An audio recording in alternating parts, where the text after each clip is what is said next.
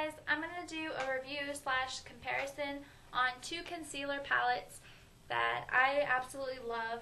And one is the E.L.F. Corrective Concealer palette, and this is from AshleyLovePeace.com.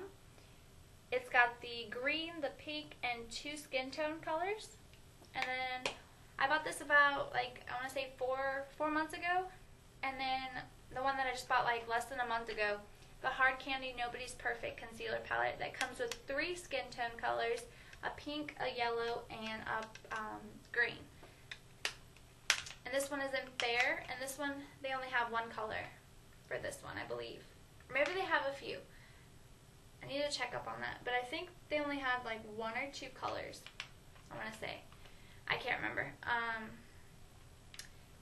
want to say not very many color selections. This one has 3 or 4, I think, color selections. This one comes with a little brush. This one doesn't come with a brush. It actually did come with a little tiny brush, but it comes with the brush that it came with comes in their eyeshadow palettes and all that stuff too. So I never used that, and I never used this brush yet either. So this one is $8 and this one is $3. 4 colors, 6 colors. I'm going to do kind of a comparison on them, what I think about them, because I use this one almost every day for the past 4 or 5 months. And I would use this pink color right here for under my eyes. So that's the pink color. And I'll show you the pink color in the Hard Candy palette. Those are the 2 pink. This one is the Hard Candy, and this one is the E.L.F. The Hard Candy one is a lot lighter and a lot, I don't want to say greasier, but a lot, I guess, oilier.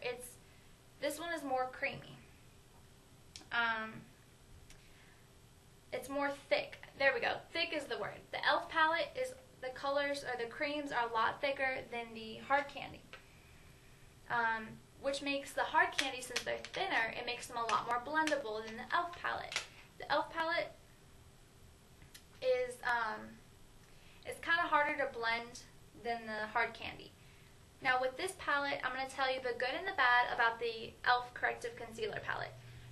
The good part. This pink is awesome. I love this pink for covering up anything under my eyes. I love using this pink.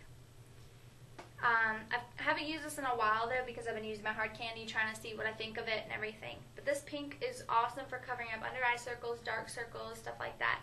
This green color though,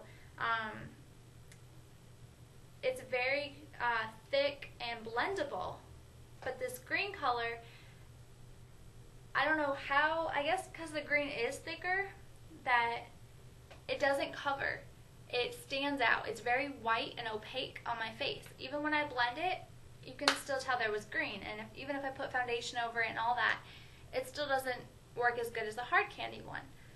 Now, the 2 skin tone colors, they're super dark. For me, anyway. They're very dark. They're almost like super dark foundation for me. It's just ridiculous. And they're orange. I just don't like the skin tone colors at all, and I don't use them at all. So the only negative really thing is that the green really stands out on my face no matter how hard I blend it, and the 2 skin tone colors aren't my match at all. Now the Hard Candy, the good part about this, the skin tone colors, I use the 2 lightest colors. Those are awesome. Those are exactly my match. Very, very creamy, very light feeling, but kind of greasy feeling too at the same time. But the yellow, I like how it has the yellow and the pink for under eyes, so I definitely like the combination there. The downside though, it does feel a little greasy and oily to me. It just feels a little kind of too thin for me. I really like the consistency of the other palette, but hope I'm not confusing y'all. But the green in the Hard Candy palette, because it is so thin, it blends better into my red spots. Even though I like the thicker consistency, I think that the reason why it's not blending and still showing kind of opaque on my face is because it's thicker. So it's kind of a tie with these. I definitely use this more just because of all the color variety that I have with this. I can use every single color except for the darkest one, but that's only one color that I'm losing out on. This palette, the only color I use is the pink one. So I'm definitely getting more for my money by spending $8 on 5 colors that I'll use instead of 6, and instead of only using 1 out of 4 of these.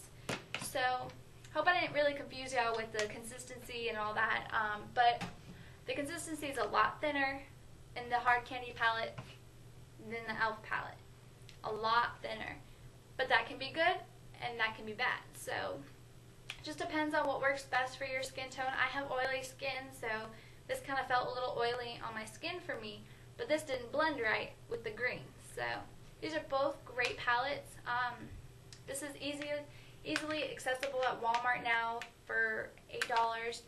And if you think you're going to use every single color, definitely go out and buy this. If you think that this is going to be more colors that you'll use every single color in this palette, definitely get this. But I would definitely prefer the Nobody's Perfect Concealer palette because I use almost every color out of it. So I definitely find this more convenient, better to reach for because I know I can trust that I will use most of those colors. But this is not a bad palette. It's great for starting out with concealer palettes. This is my very first concealer palette I ever started with. It's a great starting out palette. So, alright guys, there's my review and comparison. Bye.